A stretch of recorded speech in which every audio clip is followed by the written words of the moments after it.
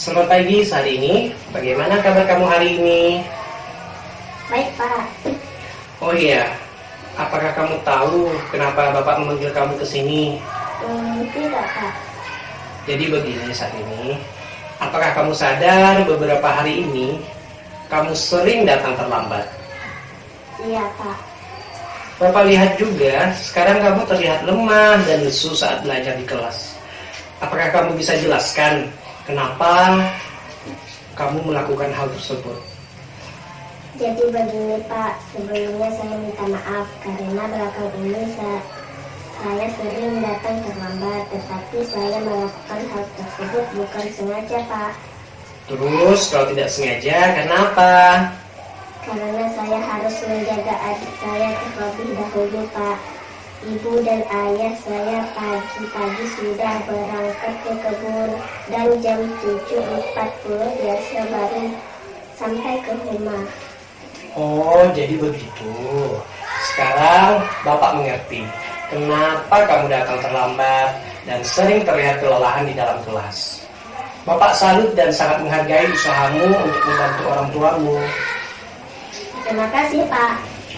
Akan tetapi, di balik semua itu ada hal yang perlu kamu tahu, yaitu tugasmu sebagai seorang siswa. Apakah kamu tahu itu? Iya, Pak. Saya harus rajin belajar dan mematuhi tata tertib yang ada di sekolah. Nah, itu kamu tahu. Apakah kamu tahu peraturan apa yang telah kamu langgar? Tahu, Pak. Datang tidak tepat waktu ke sekolah. Kamu tahu kan kita masuk jam 7.30? Tahu, Pak. Nah, sekarang bagaimana caramu agar dapat mengatasi permasalahan tersebut dan agar kejadian tersebut tidak terulang kembali? Apakah kamu ada saran? Saya akan menyampaikan permasalahan ini kepada orang tua saya dan meminta mereka agar datang lebih awal ke rumah untuk menggantikan saya menjaga adik sebelum saya masuk ke sekolah dan agar saya tidak terlambat lagi.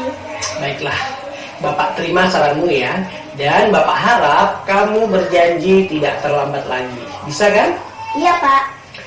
Perlu Bapak sampaikan juga ya saat ini, ketika kamu datang terlambat ke sekolah, itu sama saja kamu tidak menghargai dirimu, tidak menghargai waktu, tidak disiplin, dan kurang mandiri. Jadi sekarang kamu tahu kan? Siap, tahu, Pak. Kamu ini anak yang pandai dan rajin. Sayang jika prestasimu menurun karena sering datang terlambat dan kelelahan di dalam kelas. Ya sudah, kamu boleh masuk ke kelas lagi. Semangat ya! Terima kasih, Pak.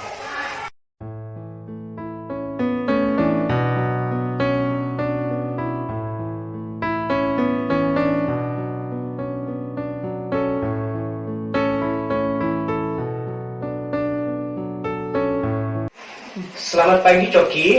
Pagi, Pak. Apakah kamu tahu kenapa kamu Bapak panggil setelah upacara ini? Tahu, Pak. Saya tidak memakai seragam lengkap, Pak. Saya tidak memakai topi dan juga dasi, Pak. Selain itu, apakah masih ada kesalahanmu yang lain? Tidak tahu, Pak. Bapak lihat tadi kamu mengganggu temanmu di barisan pada saat upacara. Oh iya, Pak. Maafkan saya. Duh, Coki. Apakah kamu bisa jelaskan ke Bapak kenapa hal itu bisa terjadi? Kalau dasi dan topi saya, Pak, hilang. Nggak tahu di mana. Terus, tadi kamu mengganggu teman kamu itu kenapa? Itu karena dia dahulu, Pak, yang menginjak sepatu saya, Pak. Oh, jadi dia menginjak sepatumu. Apakah kamu tahu apa yang kamu lakukan tersebut adalah sebuah kesalahan? Tahu, Pak. Bapak tahu kamu kesal dengan temanmu.